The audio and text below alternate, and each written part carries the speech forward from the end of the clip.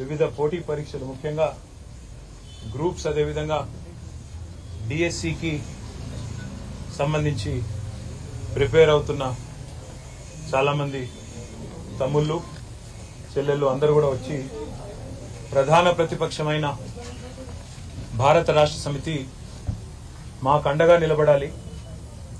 ఈ రాష్ట్రంలోని నిరుద్యోగ యువత మరి ఆనాడు కేసీఆర్ గారి ప్రభుత్వం ఉన్నప్పుడు కూడా మేము ఆనాటి ప్రభుత్వం మీద పోరాటాలు చేసినాము.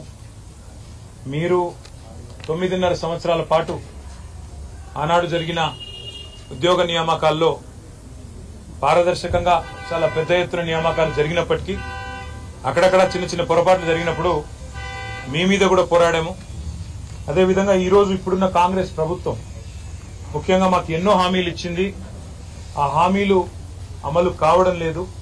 కాబట్టి మీరు ప్రధాన ప్రతిపక్షంగా ప్రజల తరపున మా తరపున గొంతు విప్పండి, పోరాడండి అంటూ వారు అందరూ కూడా కలిసి వచ్చి వారి సమస్యలన్నీ కూడా వివరించి చెప్పడం జరిగింది. ప్రధానంగా వారు ఈరోజు లేవనెత్తిన అంశాల్లో కాంగ్రెస్ పార్టీ ఆనాడు ప్రతిపక్షంలో ఉన్నప్పుడు వార్షిక జాబ్ క్యాలెండర్ విడుదల చేస్తాము, ఒక పద్ధతి ప్రకారం రిక్రూట్మెంట్ చేస్తాము, ఏ నోటిఫికేషన్ ఏ రోజు వస్తుందో ముందే తారీఖుతో సహా తేదీతో సహా ప్రకటిస్తున్నామని చెప్పి పెద్ద ఎత్తున ఆనాడు పత్రికల్లోనే జాబ్ క్యాలెండర్ పేరిట అడ్వర్టైజ్మెంట్లు రిలీజ్ చేయడం జరిగింది. చాలా పెద్ద ఎత్తున తెలుగులో ఇంగ్లీష్లో అన్ని రకాలుగా వారు విడుదల చేశారు. అందులో వారు చెప్పిన దానిలో ముఖ్యంగా మరి గ్రూప్ 1 జూన్ 1 నాడే విడుదల చేస్తాము, ఫిబ్రవరి 1 నాడు విడుదల చేస్తాము. గ్రూప్ 2 మరి ఏప్రిల్ 1 విడుదల చేస్తాము నోటిఫికేషను.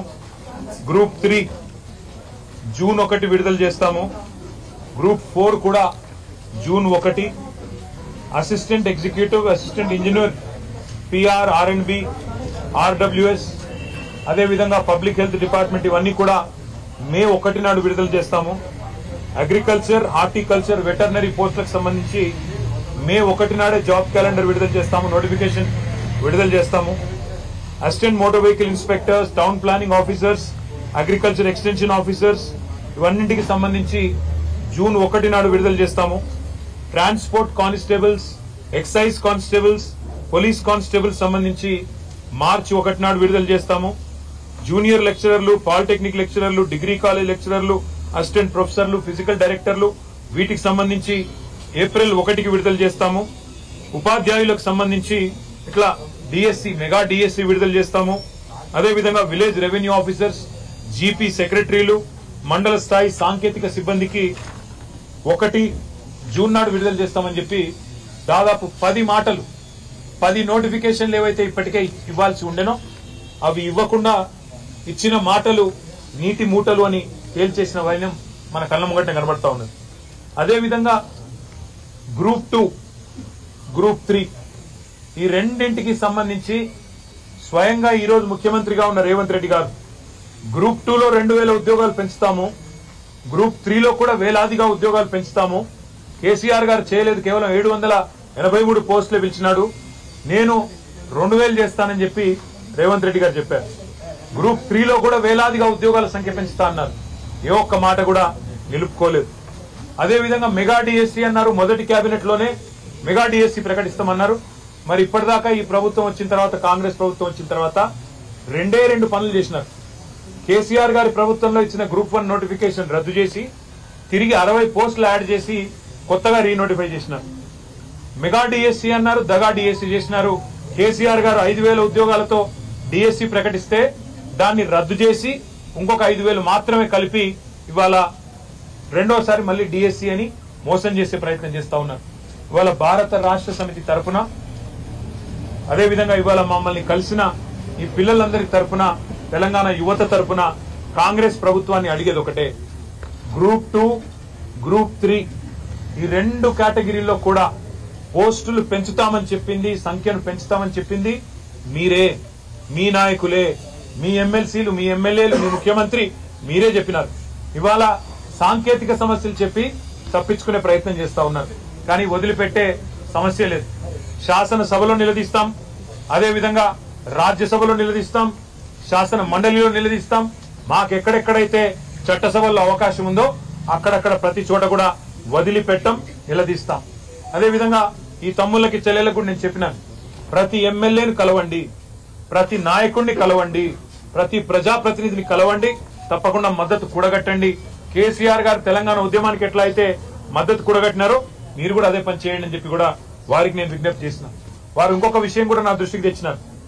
ఆనాడు శాసనసభలో బట్టి విక్రమార్క గారు 1:100 రేషియోలో మెయిన్స్ కి పిలవాలి, ఎక్కువ మంది గ్రామీణ ప్రాంత యువకులకు యువతకు కూడా అవకాశం వస్తుందని చెప్పి నిండు శాసనసభలో ఆనాటి ప్రతిపక్షంలో ఉన్న నాయకుడు శాసనసభ్యుడు బట్టి విక్రమార్క గారు ఈరోజు ఉప ముఖ్యమంత్రిగా ఉన్నారు. వారు కూడా డిమాండ్ చేసినారు. ఇవాళ ఈ తమ్ముళ్ళు చెల్లెలు అడిగేది కూడా అదే, 1:100 రేషియోలో మెయిన్స్ కి పిలవండి. కొత్తదేం అడగడం లేదు, కమిషన్ నిర్ణయమే ఫైనల్ అని చెప్పి చాలా స్పష్టంగా ఉంది. 1:100 విషయంలో ఎలాంటి సాంకేతిక ఇబ్బందులు లేవు. గతంలో మీరు చేసిన డిమాండ్ నే వాళ్ళు తిరిగి ఉటంకిస్తున్నారు కాబట్టి దాన్ని కూడా నెరవేర్చండి అని కోరుతా ఉన్నాం. దాంతో పాటు ఇప్పుడు వరుసగా మేము గతంలో పిలిచిన ఉద్యోగాలే, కొత్తగా వెళ్ళి ఇచ్చిన నోటిఫికేషన్ ఏం లేవు. టెట్ మే 20 నుంచి జూన్ 3 వరకు ఉంది. గ్రూప్ 1 ప్రిలిమ్స్ జూన్ 9 నుంచి 9వ తారీఖు నాడు ఉంది. అదేవిధంగా డిఎస్సి జూలై 17 నుంచి 31 వరకు ఉంది. 2,25,000 మంది పోటీ పడతా ఉన్నారు. గ్రూప్ 2 ఏదైతే సంఖ్య పెంచకుండా మోసం చేస్తున్నారో ఆ గ్రూప్ 2 ఆగస్టు 7, 8కు ఉన్నది. గ్రూప్ 1 మెయిన్స్ అక్టోబర్ లో ఉంది. గ్రూప్ 3 నవంబర్ లో ఉంది. చాలా మంది పిల్లలు ఇది రాసిన వాళ్ళే అది కూడా రాస్తారు. కాబట్టి కొద్దిగా వీటిని కూడా స్టాగర్ చేసి పిల్లలకు తగు మొత్తంలో ప్రిపేర్ కావడానికి కూడా సమయం ఇవ్వాలని చెప్పి కూడా వాళ్ళు కోరుతా ఉన్నారు. నిష్పత్తి 1:100 మెయింటైన్ చేయమని, ఇచ్చిన మాట ప్రకారం 10 నోటిఫికేషన్లు ఏవైతే ఇవ్వాల్సి ఉండి తప్పినరో వాటిని పిలవండి. మొదటి సంవత్సరంలోనే 2 లక్షల ఉద్యోగాలు ఇస్తామన్న మాట నిలబెట్టుకోండి. వార్షిక జాబ్ క్యాలెండర్ విడుదల చేయండి. లేకపోతే తెలంగాణ యువతకు దన్నుగా మద్దతుగా ప్రత్యక్ష పోరాటానికి కూడా భారత రాష్ట్ర సమితి యొక్క విద్యార్థి యువజన విభాగం, మా ప్రజాప్రతినిధులు అందరం కూడా కదం దొక్కుతాం. అందరం కూడా రోడ్డు మీదకి వస్తాం. ఏ నిరుద్యోగులైతే మిమ్మల్ని అధికారంలోకి తెచ్చారో వాళ్లే తప్పకుండా రేపటి రోజున మళ్లీ కథానాయకులై మీ మీద తిరగబడే రోజు కూడా వస్తుందని చెప్పి కూడా ఈ ప్రభుత్వాన్ని హెచ్చరిస్తూ, ఈ డిమాండ్లు ఏవైతే న్యాయబద్దమైన డిమాండ్లు మా తమ్ముళ్ళు చెల్లెలు ఇవాళ మాకు ప్రత్యేకించి సమయం తీసుకుని వచ్చి వారు చెప్పినారో ఇవన్నీ కూడా ప్రభుత్వం తప్పకుండా ఆనర్ చేయాలని, చేయకపోతే తప్పకుండా మేము కూడా వారి తరఫున రోడ్డు ఎక్కుతాం, ప్రత్యక్ష కార్యాచరణలో కూడా దిగుతామని చెప్పి కూడా ప్రభుత్వాన్ని హెచ్చరిస్తూ